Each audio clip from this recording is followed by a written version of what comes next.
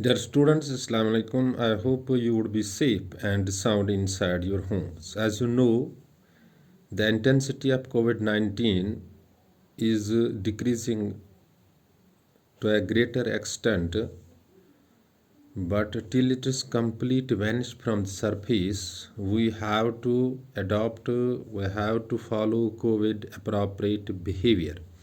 That means we have to follow all those SOPs which will help us to keep this virus at bay, and we have to break this chain so that this covid can't reach to us.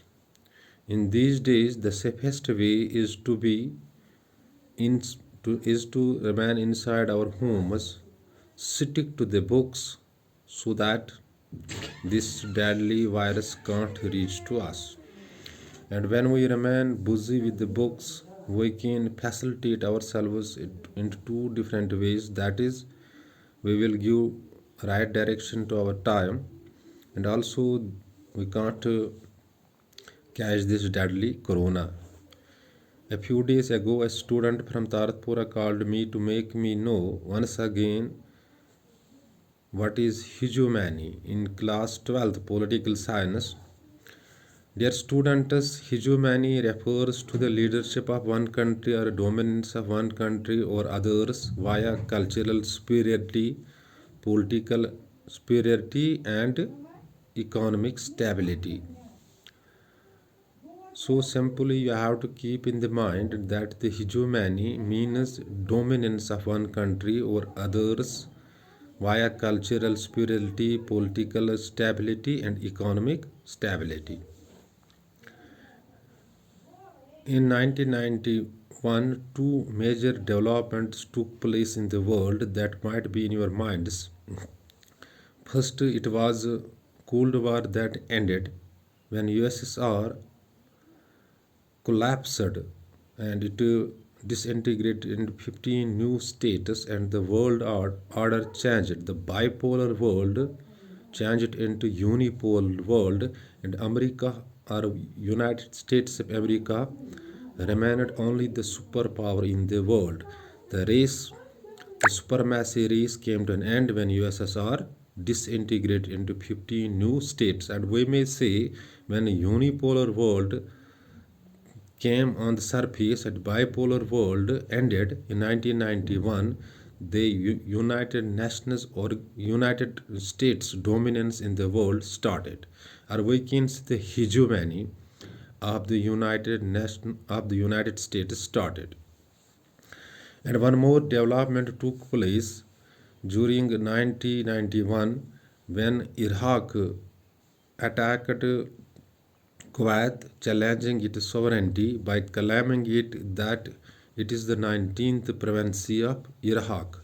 And this hit hard the world because Kuwait's integrity, or we can say its sovereignty, was challenged.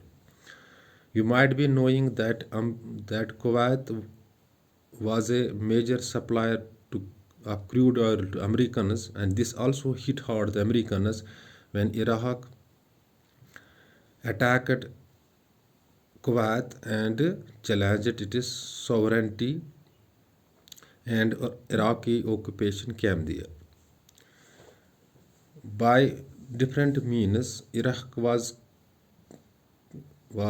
convinced to liberate Kuwait, but in the end, all these negotiations failed. Iraq did not want to go back from the Kuwait, and later on, United Nations Organization mandated the coalition force of 28 states led by Americans to have military action in Iraq to liberate Kuwait from Iraqi occupation.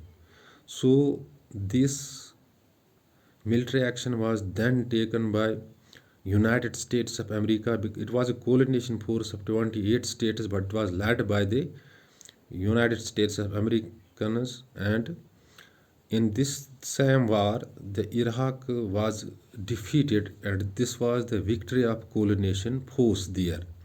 and the sovereignty of the Kuwait was restored. This means in 1991 the two major developments, one, the Cold War ended and the world order changed. Bipolar world changed into unipolar world, so the American hegemony started. And when Iraq attacked Kuwait, and later on the military action was taken by United Nations organization, and this military action was taken by the coalition force, and the coalition force was led by United States of America. So Americans as the hard power, hegemony as the hard power started. So these developments, these two developments in 1991, one, the Cold War ended, and second, the liberation of Kuwait from the Iraqi occupation made America hegemon. So it was clearly the dominance of Americans over the rest of the world, and this concept of the leadership or the dominance in the world is hegemony.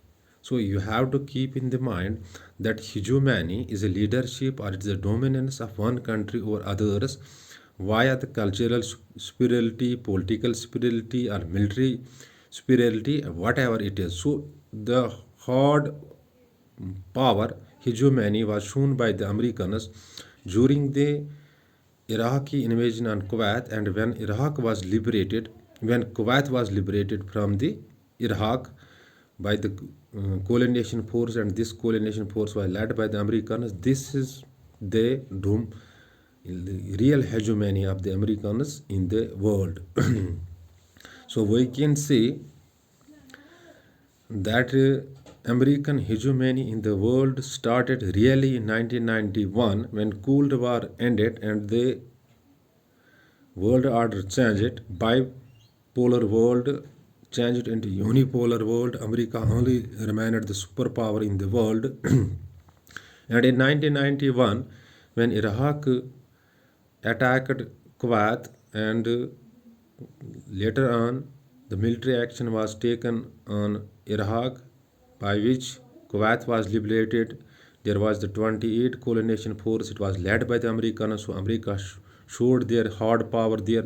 The military action was taken by the Americans because it was leading the coalition of 28 states. And finally, liberation of the Kuwait showed the hegemony of the Americans in the world. So two developments showed the hegemony of Americans in the world. One, in 1991 when the Cold War collapsed and America only remained the superpower in the world. Bipolar world changed into unipolar world, and also the Iraqi, the action, the military action on the Iraq in case of the Kuwait attack showed one hegemony of Americans as the hard power. Let me repeat the things for you. hegemony किससे कहते हैं? ये बालादस्ती को कहते हैं, चाहे ये political बालादस्ती हो, किस पॉलिटिकल बालादस्ती हो सकती है, ये कल्चरल बालादस्ती हो सकती है, ये इकोनॉमिक बालादस्ती हो सकती है। 1991 में क्या होता है, जो वर्ल्ड ऑर्डर चेंज हुआ, कोल्ड वार एंड हो गई, यूएसएसआर टूट पड़ा, इसके 15 न्यू स्टेट्स बने। तो इस तरह जो बाइपोलर वर्ल्ड था ये यूनिपोलर वर्ल्ड में चेंज हो गया। तो अमेरिका सिर्फ दुनिया में सुपर पावर रहा। और 1991 में इराक ने कुवैत पे हमला किया और इसने ये क्लेम किया था कि ये हमारी प्रोवेंसी है, हमारा सूबा है, और इसकी जो सवरेंटी, इराक जो कुवैत की जो सवरेंटी ये चैलेंज हो गई। इसके बाद यूनाइटेड स्टेट्स ने इराक को सुलझाने की कोशिश नहीं की, ऐसा नहीं हुआ।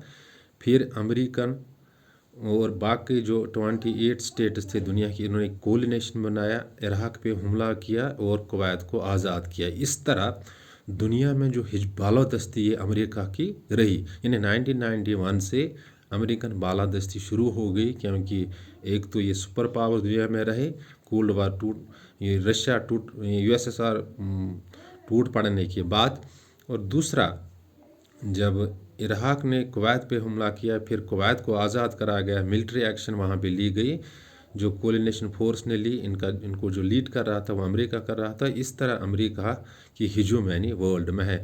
आज भी जो कल्चरल स्पिरिलिटी के लिहाज से, पॉलिटिकल स्टेबिलिटी के लिहाज से या इकोनॉमिक स्टेबिलिटी के लिहाज से America is leading country in the world. Its influence as a hard power, soft power world में है, लिहाजा ये हिजोमैनी का कंसेप्ट है।